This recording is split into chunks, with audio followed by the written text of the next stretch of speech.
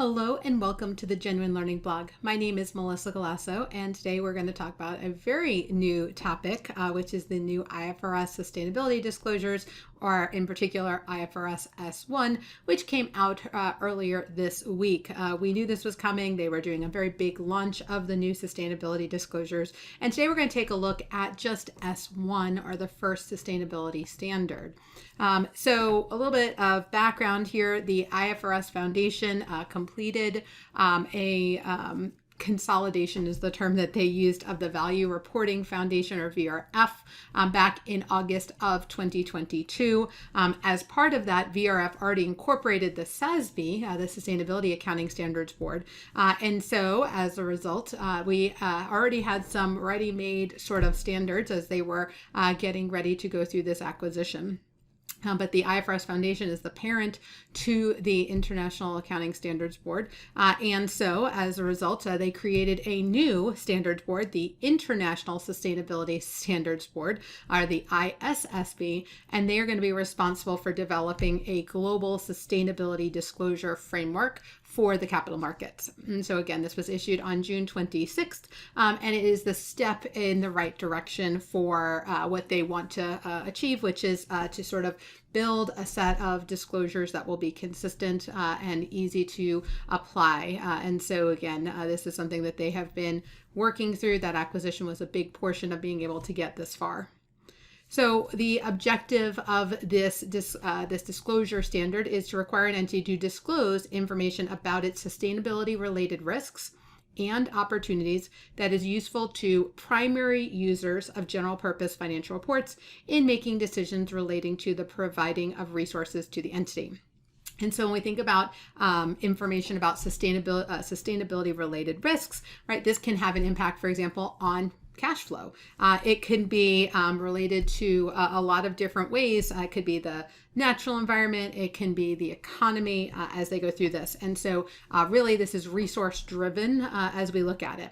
And they do base this on a basic starting point, right? So S1 really isn't the details. It's more of the theory behind how does these disclosures work. And so a complete set of sustainability related financial statement disclosures are going to present all sustainability related risks and opportunities that could reasonably be expected to affect the entity's process or entity's prospects as they go through this.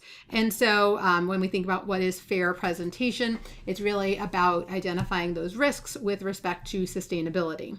Obviously, materiality is going to be a key consideration. So you're going to disclose material information about sustainability related risks and opportunities. And so when we think about this, the sustainability, it's going to be based on a materiality consideration.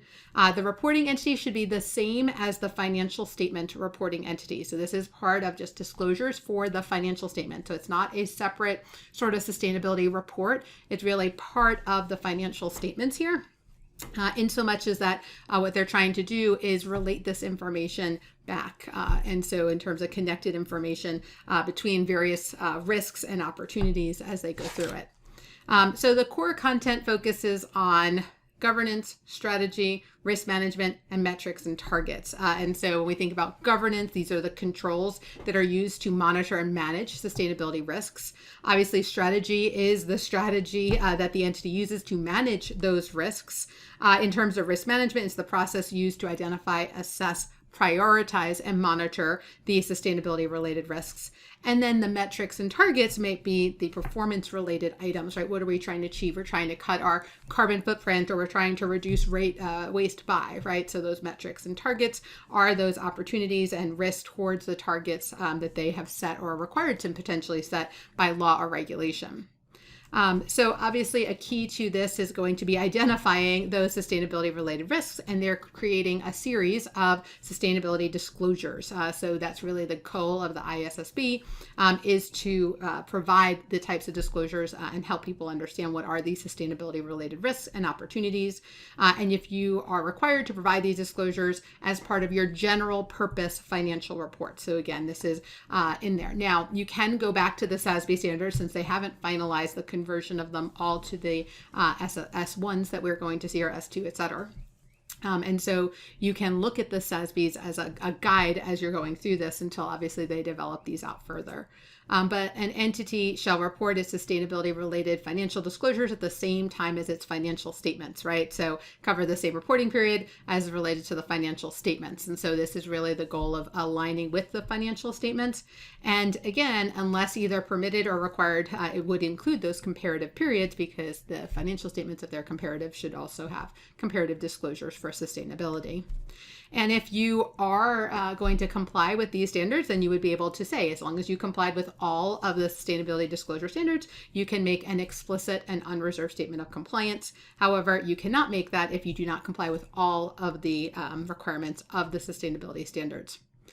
And similar to a core framework that has to be developed, they talk about, obviously, there's judgments that have to be made and measurement, right? Estimation. We don't actually track how much airplane pollution. We have an estimate based on the number of miles and an average, right? So talks a little bit about judgments as well as uncertainties.